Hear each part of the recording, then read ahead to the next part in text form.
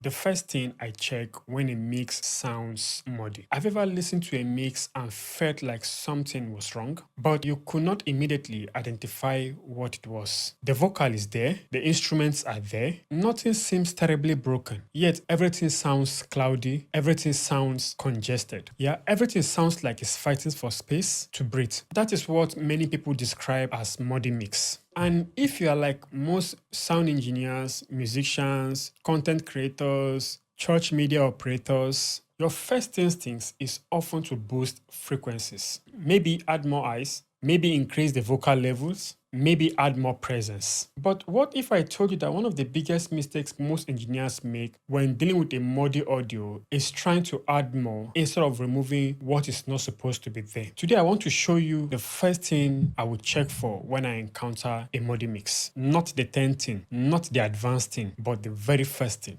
By the end of this video, you will have a practical workflow that you can apply immediately. What is a muddy mix?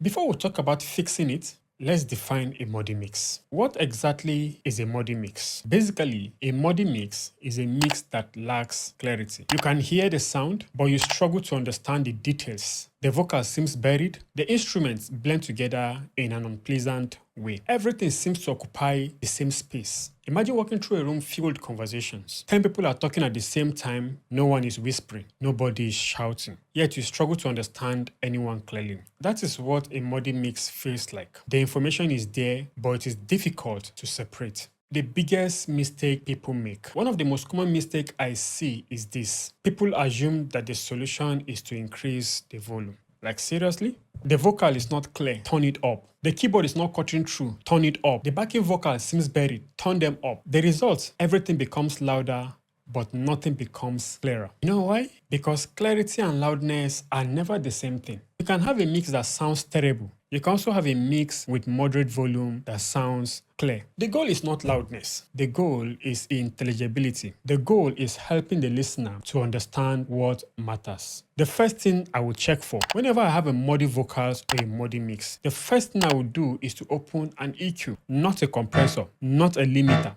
not a reverb, but an EQ. And specifically, I begin by looking for unnecessary low frequency energy. Because many times, the mud is not being caused by what is missing, but it's being caused by what is present unnecessarily.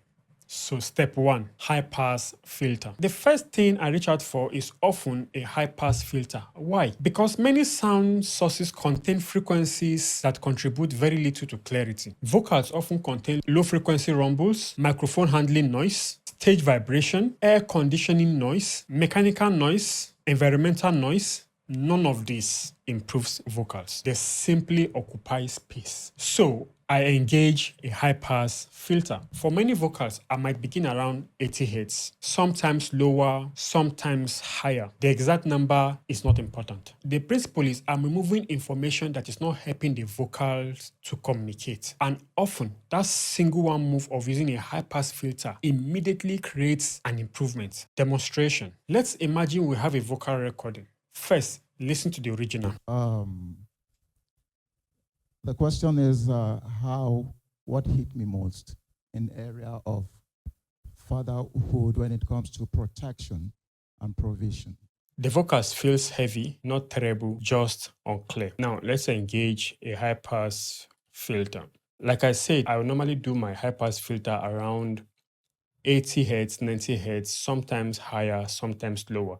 The value doesn't really matter. The most important thing is removing what is not necessary there. Let's listen to the audio again while I do my high pass filter.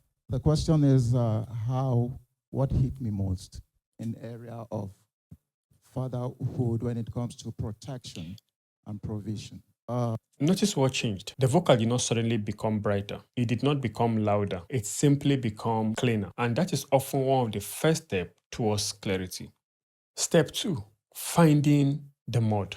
Now that we have cleaned up the unnecessary low frequencies, now we can focus on the next area, which is the low-mid region. This is often where the mud likes to hide, not always, but often. Typically somewhere around the 200 Hz to about 500 Hz. This region contributes warmth, but too much of it can contribute cloudiness, buzziness, and congestions, which reduces intelligibility How I find the problem. This is where many beginners make another mistake. They immediately cut frequencies without listening. Instead, I investigate. I create a narrow EQ band, something like this. Now, let's listen to the audio again. The question is what hit me most in the area of fatherhood when it comes to protection and provision.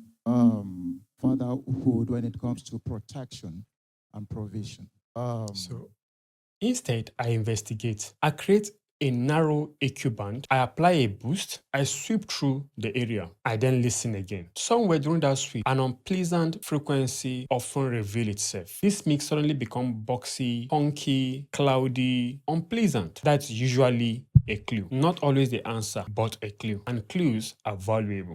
Cutting the mud. Once I've identified the problem area, I begin reducing it. Usually gentle, not aggressive. Once I have it here, what hit me most? I start reducing it.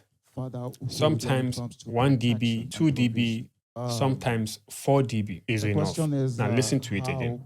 What hit me most in the area of fatherhood when it comes to protection and provision? The important thing is not the number. The important thing is the result. So you can actually cut as low as even 6 dB.